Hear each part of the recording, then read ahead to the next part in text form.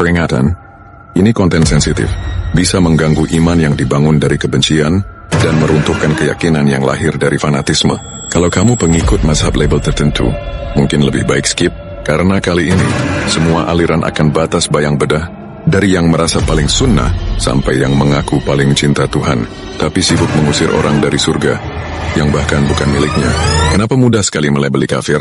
Karena manusia mencintai identitas lebih dari Tuhan. Aliran menjadi simbol eksklusif, dan agama berubah jadi merek dagang spiritual. Yang berbeda dikucilkan, yang kritis dikafirkan, yang mencari tidak sedikit dianggap sesat. Krisis spiritual hari ini bukan soal kehilangan Tuhan, tapi kehilangan jalan pulang karena jalan itu dipasangi spanduk ancaman. Pemuka agama bicara atas nama ilahi, tapi jari telunjuknya lebih sibuk menunjuk daripada membuka tangan untuk mendekap. Yang dulu belajar adab, sekarang jadi admin forum pengkafiran. Yang mengaji tentang cinta, sekarang jadi penjaga pintu neraka. Fanatisme bukan iman, ia adalah hijab yang dibungkus dalil.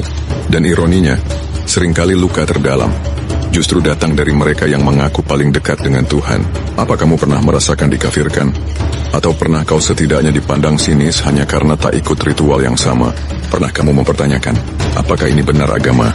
Atau hanya politik percobaan suci? Berapa banyak yang sekarang hidup dalam depresi karena merasa tidak cukup benar di mata aliran manapun? Dan yang paling menyakitkan, berapa banyak yang akhirnya meninggalkan Tuhan? Bukan karena benci, tapi karena terlalu banyak luka yang mengatasnamakannya. Survei DK Gallup menemukan 0,19% dari populasi Indonesia mengidentifikasi diri sebagai convinced atheists pada Oktober 2014. Studi akademis terbaru memperkirakan sekitar 3,5 juta orang Indonesia adalah ateis dalam populasi kurang lebih 270 juta jiwa. Ini berarti sekitar 1,3%, jauh lebih tinggi dari survei sebelumnya. Dan perlu diperhatikan, organisasi seperti Indonesian Atheists memiliki ribuan anggota lewat jejaring online. Meningkatnya jumlah ini bukan sekadar statistik, tapi tanda gejolak eksistensial dan spiritual. Ini menandakan krisis kepercayaan pada figur atau institusi agama, kebutuhan akan ruang spiritual yang autentik, inklusif, dan bebas stigma. Kita terlalu sering menunjuk orang-orang yang kehilangan iman sebagai korban zaman, padahal mungkin mereka korban kita, korban dari khutbah yang terlalu sering mengangkat bedanya kafir dan mukmin, tapi jarang mengajarkan bagaimana memeluk orang yang sedang kecewa pada Tuhan. Korban dari dakwah yang sibuk mengoreksi pakaian dan arah kiblat, tapi lupa memberi ruang pada air mata dan hening yang bingung bertanya, kalau Tuhan sayang, kenapa hidupku dihancurkan? Kita terlalu lama membiarkan tokoh-tokoh agama menjelma jadi birokrat moral, bukan pelita batin. Terlalu sibuk mengutip ayat demi membenarkan golongan, bukan menyampaikan cinta yang menenangkan.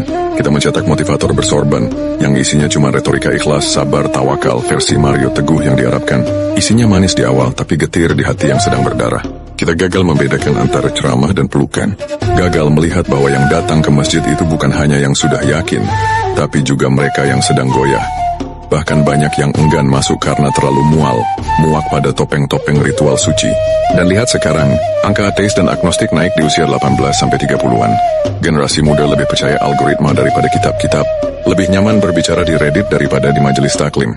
Bukan karena mereka membenci Tuhan, tapi karena mereka tidak pernah diajarkan untuk mencintainya secara waras. Agama berubah jadi klub eksklusif yang hanya bisa dimasuki mereka yang sudah paham. Padahal Nabi dulu menyapa siapa saja, bahkan mereka yang ingin membunuhnya.